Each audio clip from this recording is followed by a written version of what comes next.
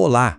Hoje a gente vai mergulhar num assunto sério e que precisa de atenção: os aneurismas cerebrais. É um risco silencioso, sabe? E que pode estar presente no cérebro de muito mais gente do que se imagina. Para começar, olha só esse número: 5%. Parece pouco? Pensa bem, isso quer dizer que, estatisticamente, 1 em cada 20 pessoas tem um aneurisma cerebral, muitas vezes sem ter a menor ideia. Pois é uma condição bem mais comum do que a gente pensa. Então, para a gente entender isso direitinho, vamos seguir este caminho. Primeiro, o que é essa tal bomba relógio? Depois, quem está mais em risco, os sinais de alerta que são cruciais, como é feito o diagnóstico e tratamento e, por fim, como é conviver com esse risco. Certo, então vamos lá. O que é exatamente um aneurisma cerebral? Do que a gente está falando de fato? Imagina um vaso sanguíneo no cérebro. Agora, imagina que em um ponto a parede desse vaso enfraquece e começa a formar uma espécie de bolha, uma dilatação por causa da pressão do sangue. É basicamente isso. A comparação com um balãozinho ou uma bolha frágil é perfeita para entender o conceito. E olha, não existe um tipo só, viu? Eles variam. O mais comum é o sacular, que parece um saquinho mesmo. Mas também tem o fusiforme, que é um alargamento do vaso todo. Alguns são congênitos, ou seja, a pessoa já nasce com eles. Outros são adquiridos ao longo da vida por causa de um trauma ou uma infecção. Ok, mas quem tem mais chance de desenvolver um aneurisma? Conhecer os fatores de risco é o primeiro e mais importante passo para qualquer tipo de prevenção.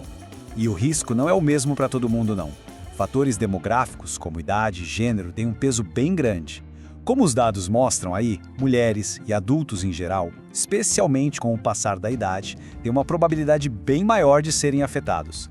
E além da demografia, o estilo de vida impacta e muito. Coisas como fumar, ter pressão alta, o consumo excessivo de álcool, tudo isso vai enfraquecendo a parede das artérias com o tempo, sabe? E claro, aumenta bastante o risco de um aneurisma se formar. Agora a gente chega na parte que é talvez a mais importante de todas. Quais são os sinais? Como reconhecer os sintomas? Isso aqui é informação que pode literalmente salvar uma vida.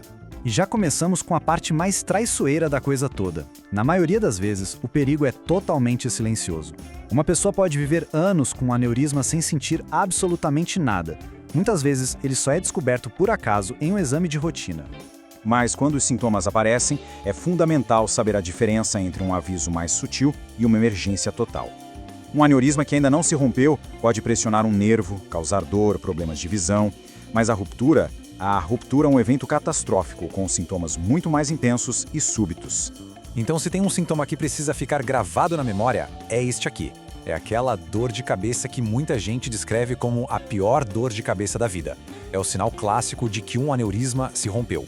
E aqui não tem essa de vou tomar um analgésico e ver se passa. Não. Isso é uma emergência médica com todas as letras. É para ligar para o socorro imediatamente. Em São Paulo, por exemplo, o 192. Cada segundo conta.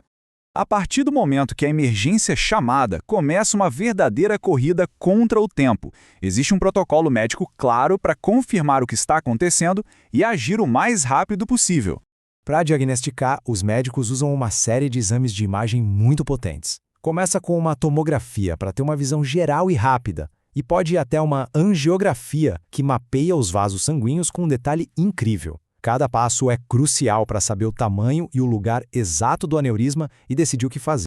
E o tratamento varia muito dependendo da situação. Pode ser desde uma cirurgia aberta no cérebro, a famosa clipagem, até simplesmente observar e monitorar, no caso de aneurismas bem pequenos e com baixo risco. É sempre uma balança, pesando os riscos de operar contra os riscos de uma ruptura. Para fechar, vamos encarar a dura realidade do que acontece depois de uma ruptura. E o mais importante, o que a gente pode fazer para gerenciar esse risco e se proteger. Porque uma ruptura não é um evento único e pronto, acabou. Ela pode iniciar uma cascata de outras complicações gravíssimas. Pode haver um novo sangramento, os vasos podem se contrair e causar um AVC. É uma situação muito delicada. E os números? Bom, os números são bem pesados. Cerca de 25% dos pacientes morrem nas primeiras 24 horas. Outros 25% nos meses seguintes. E dos que sobrevivem, uma grande parte fica com sequelas permanentes. As consequências são realmente devastadoras. E é por isso que, diante de estatísticas tão sombrias, a prevenção se torna a nossa ferramenta mais poderosa. O foco total tem que ser em controlar os fatores de risco que estão ao nosso alcance, para evitar que a ruptura sequer aconteça. Então, mesmo que nem sempre dê para evitar a formação de um aneurisma, adotar essas medidas pode diminuir e muito o risco de uma ruptura catastrófica. O principal aqui é manter a pressão arterial sempre sob controle. Fica então essa reflexão final, sobre o poder que a gente tem de tomar atitudes hoje para cuidar da saúde do nosso cérebro a longo prazo. Conhecer os riscos é, sem dúvida, o primeiro passo e a nossa melhor defesa.